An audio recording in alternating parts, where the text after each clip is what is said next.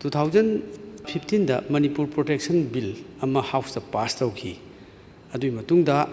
honorable leader of the House na haribsi Zaliangam aikoi gi kuki jo gi manglan ama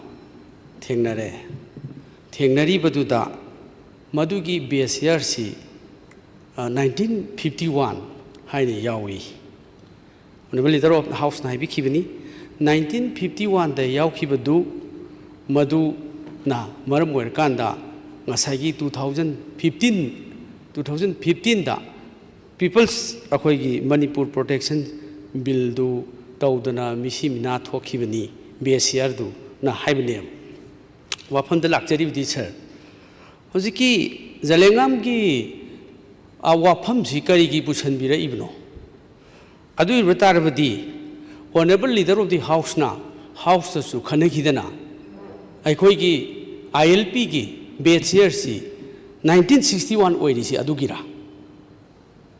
question si masana la eva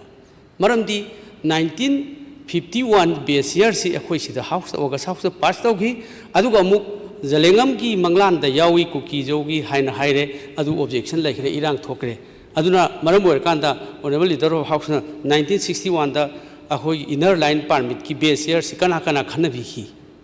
Wapamsi honorable leader House na dum chawthok pirakpani ko akhoi na hangjagibdi nateba asi kat motion da yawgi de hairamina maramdi madu khana de yarak tabom la eba adu masi wapamsi serious oi